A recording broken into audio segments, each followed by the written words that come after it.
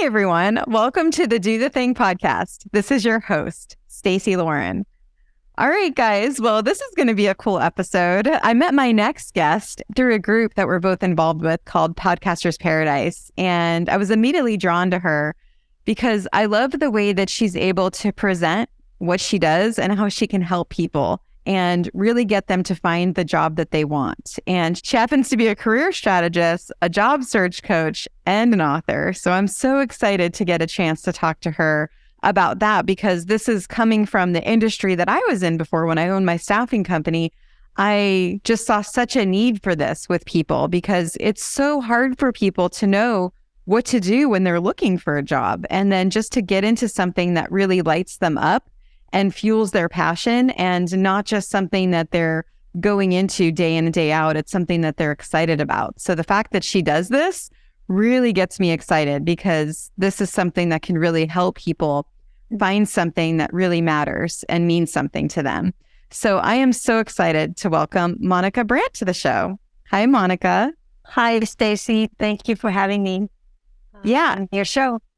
I'm so glad you're here. And I love that we are able to do this because I think what you do can really help so many people. Yes, I find that there are so many people that can get through, can really show what they know, and they would be perfect for a lot of jobs, but really they don't know how to get in the door.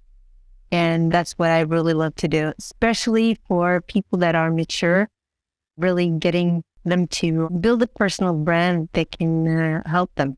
Yeah, I think this is great. And actually, the timing is really good. I kind of mentioned this right before we started. I'm running a Do the Thing singles community right now. And I thought I'd mention this because a lot of the people in the group have been living their life for other people their whole life, right? And then they get divorced or they're widowed. And then all of a sudden they're like, wait, is this even what I want to do with my life? And getting that reset. And while this interview will be for everyone, regardless of whether or not you're in that community and you're married or you're under 40 or whatever, I think there's something really special about being able to really identify what you want from your own passion and from your own values.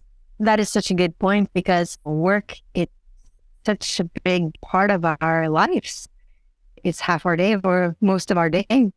So we should be able to work with something we like and work with people we like and having a good time while making a good living.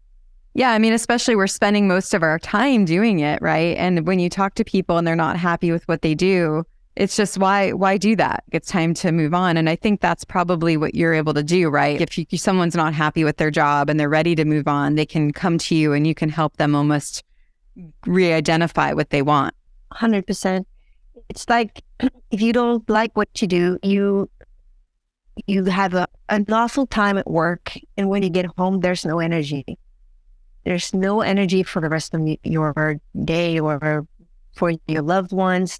You can't get up and do anything.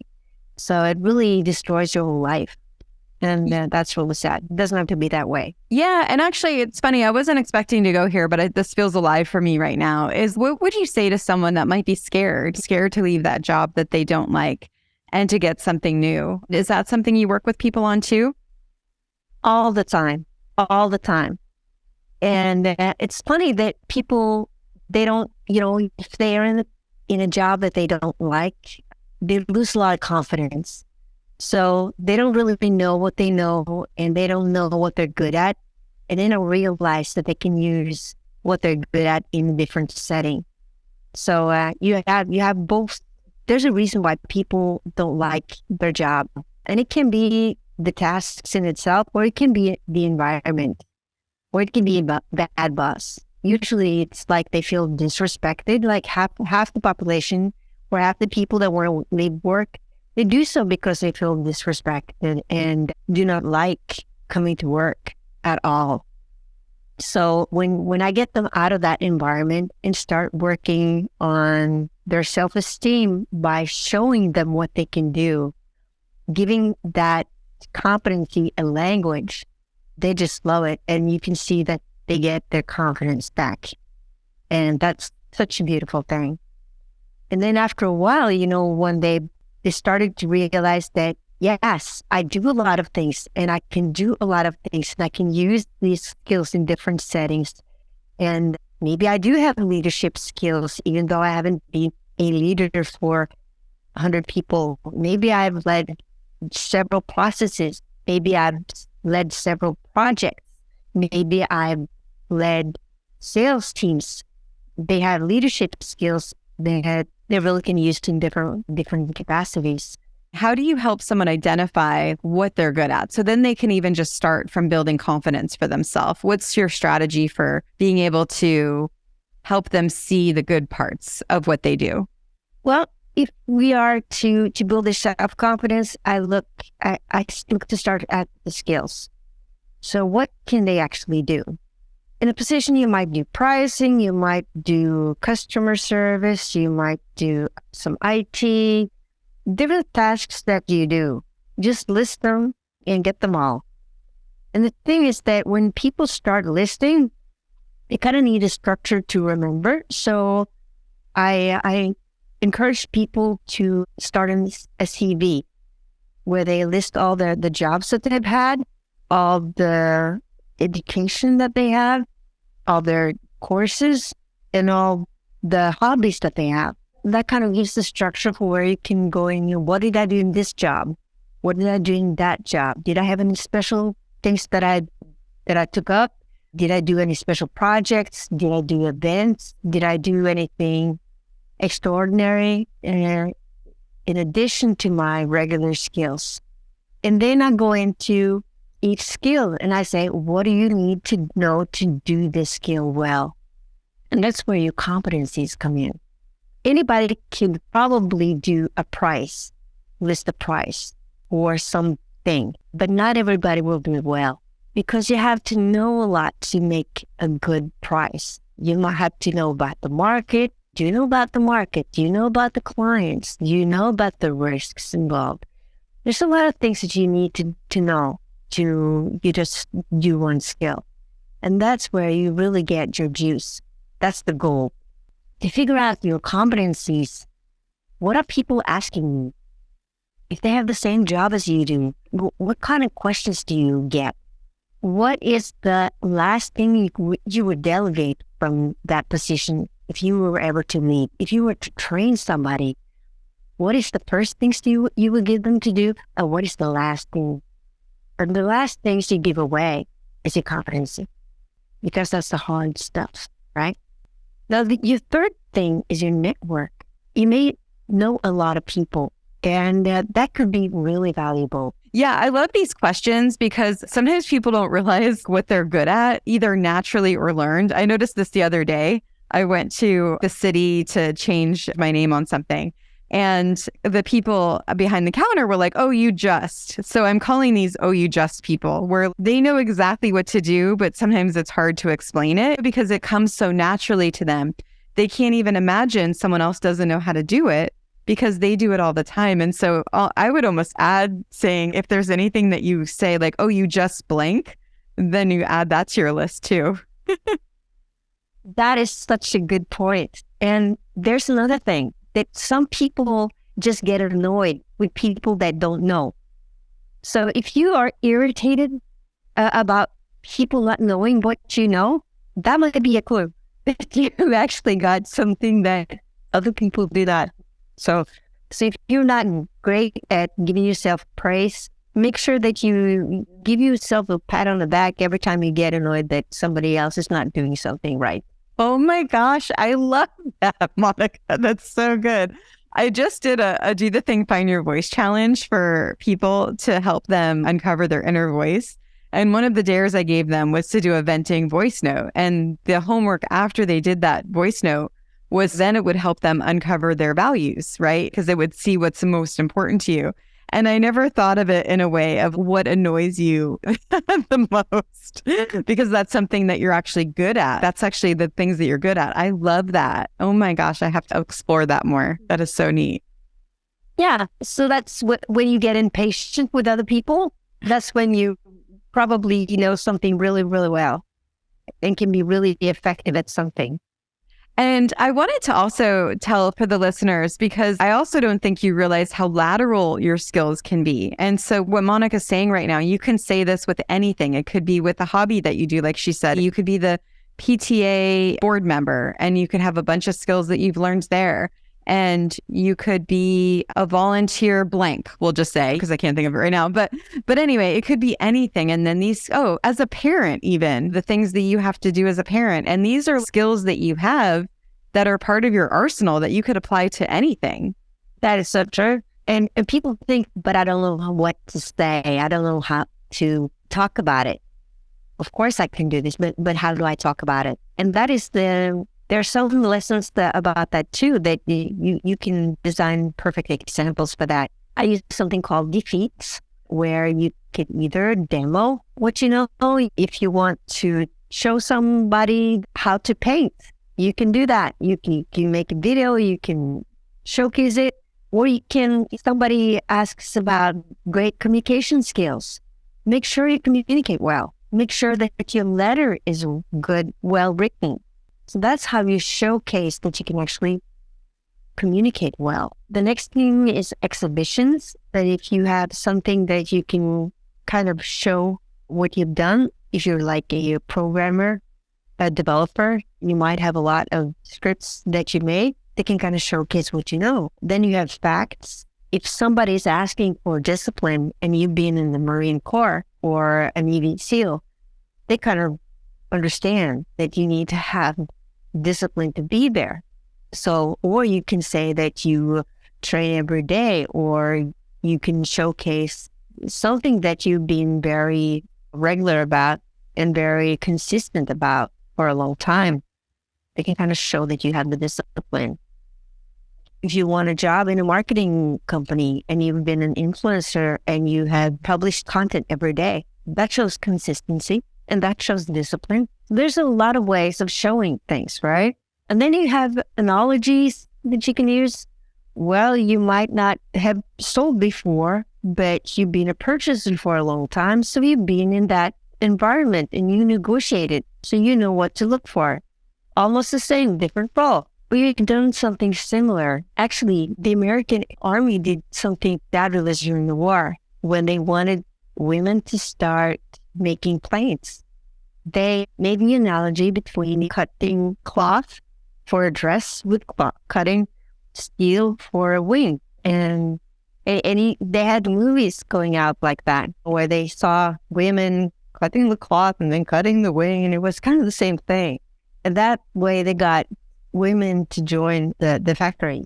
Yeah, it's amazing because you think, I've never done this before, but then you actually can think back to a time when you've done something like it. It goes back to what you were saying. This is how you build confidence in somebody to be able to do the thing that they want to do, is showing a time when you've done something similar. And whether that's showing a thing like consistency or perseverance or an actual thing such as cutting, I think it's so cool. What a great way to do that. Yes. And also, if you've been a leader, if you want a leadership job and you've taught kids how to sing, or you've been a teacher in a classroom for 8th grade, you need some leadership skills for that. So yeah, analogies are great. What other things do you think you could do to help you get in the door, give you that edge when you're looking for a new career? Well, one valuable thing is also your network.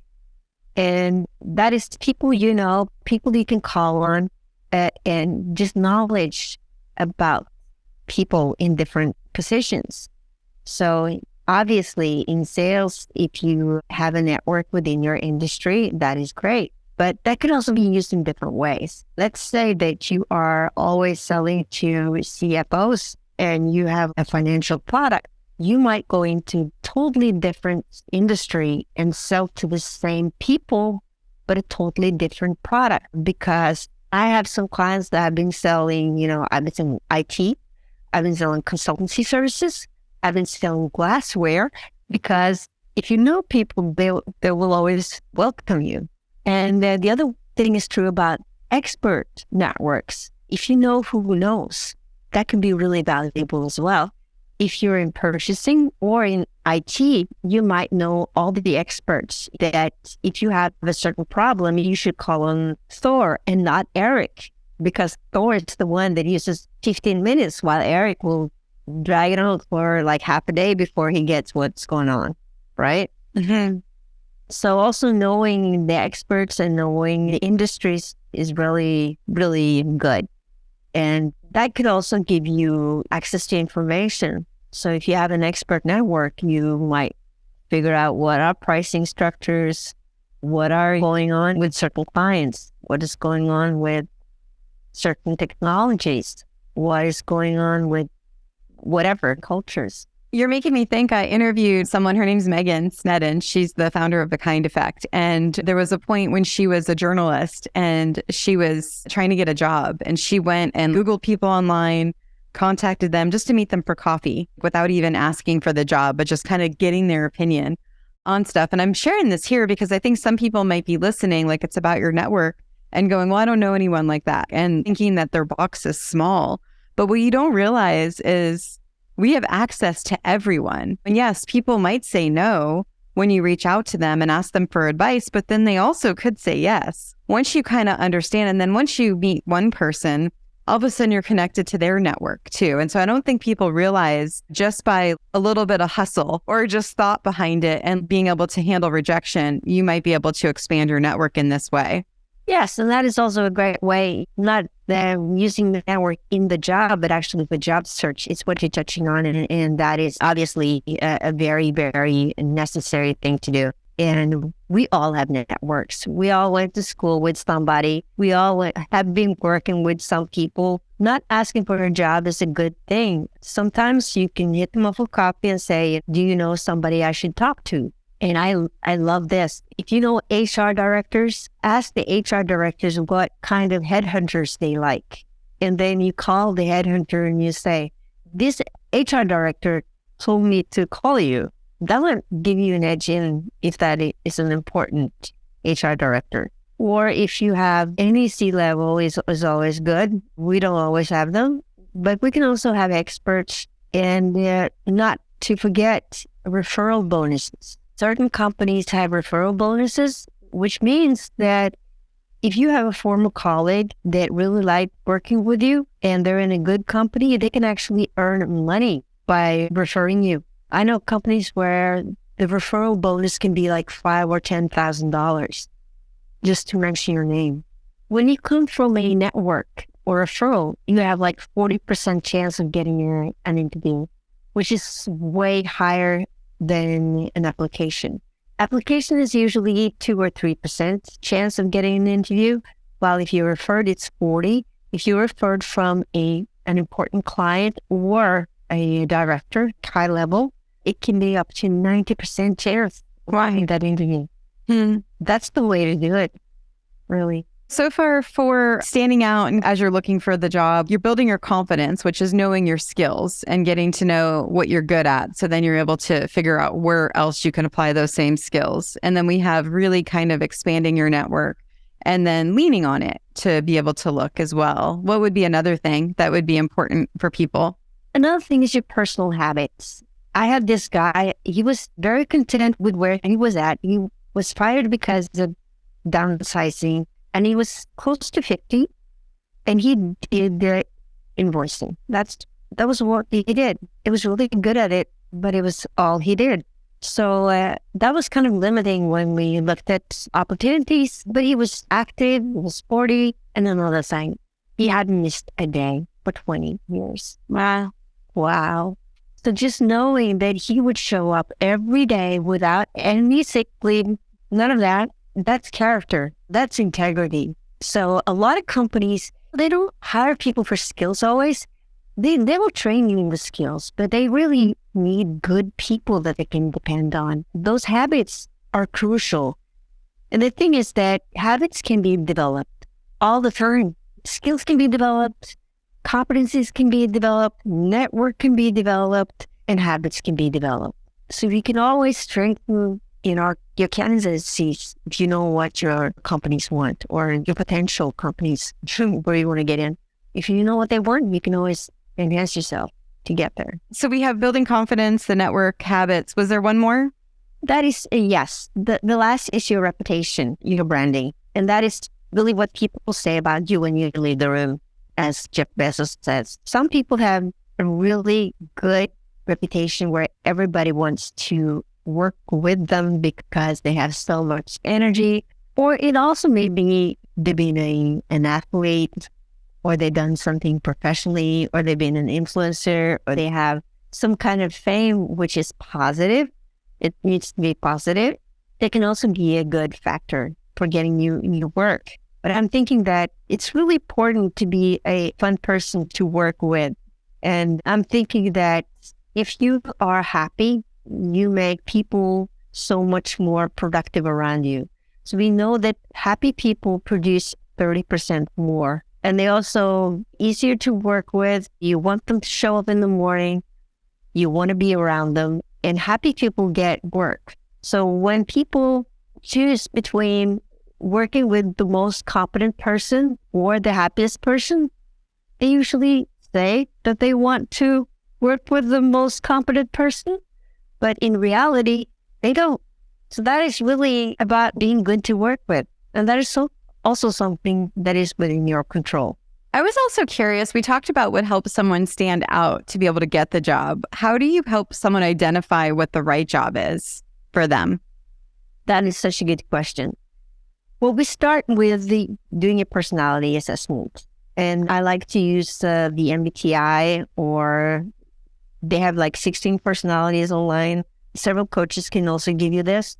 But it's basically how much interaction do you want with people? Do you want to be alone and work from home, or do you want to interact with people? That is kind of because that will kind of control your energy. And then the next is what kind of tasks do you want? Do you want something that is more strategic, or do you like to just get told what you're going to do and do that? I ask people to look at their values. If they're very value driven, they need to have like a match with the company that they're going into. And also, what kind of management style do they like?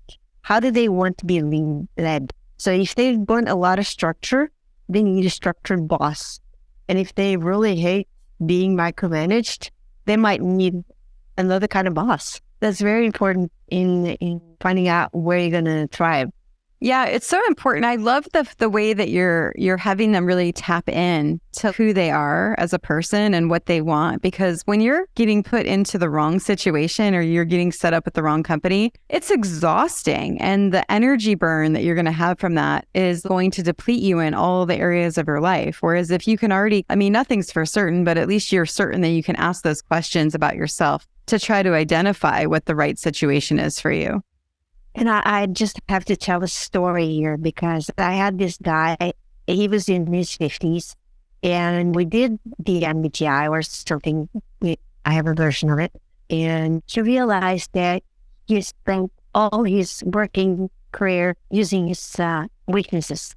And he had thought that he was not smart, incompetent. He had struggled every day. And when he saw his results, he was just so surprised and he was so happy, and the tears were just flowing. And I said, okay, you've done okay using your weaknesses. Now, what do you think is going to happen when we start using your strengths? And obviously he had a total change in his satisfaction in life. It was just beautiful. You could just see that he was so happy afterwards. Wow. I'd love to also hear, I know we talked about you've written a book, and do you mind sharing a little bit about that? Yes. This is Key Card, How to Open Doors and Get the Job You Want.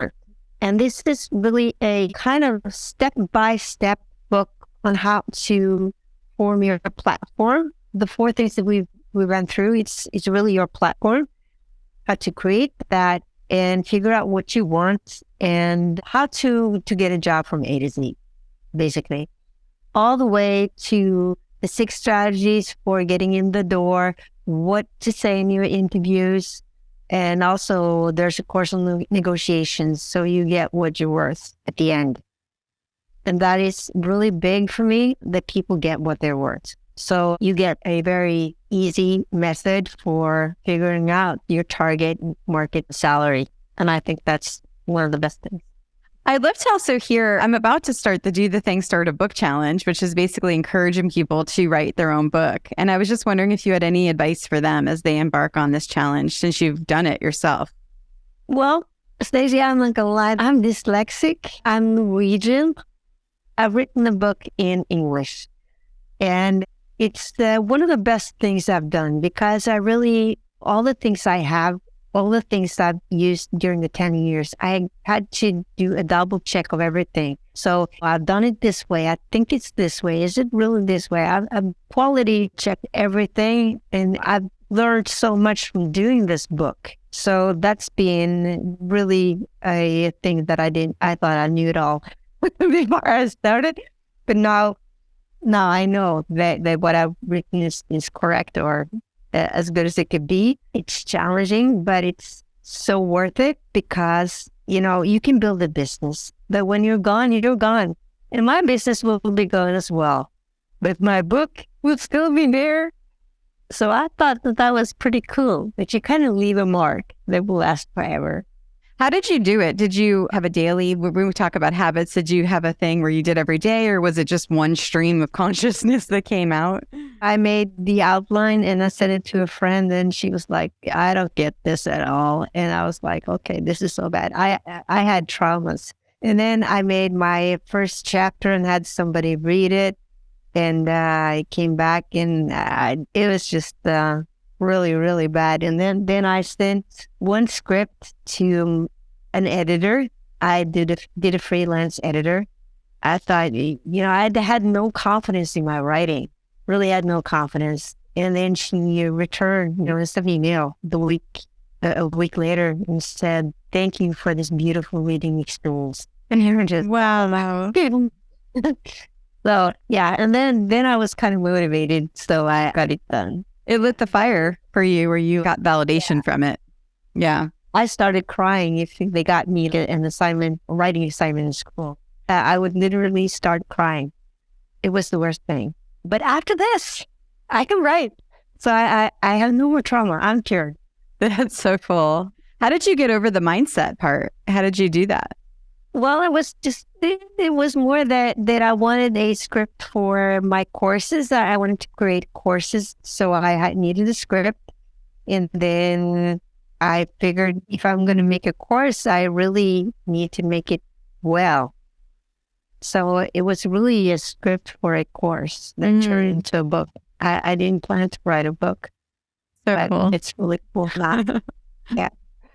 I'd love to hear what your number one piece of advice for the listeners are on doing the thing. Doing the thing is getting the job. Getting a job you love where you're valued. Because that will make so much difference in your life. You will come home from work excited.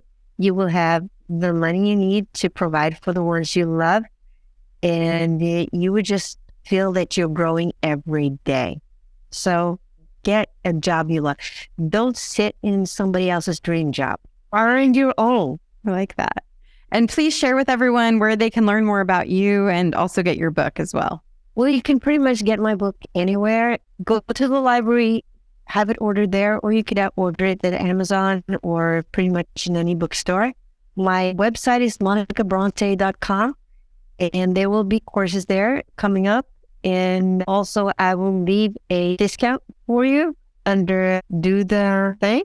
It will be a link in the show notes for people that want a discount code. We can just put it right there. It will be good 12 months after the program or my program launches. Can you say the name of your book again?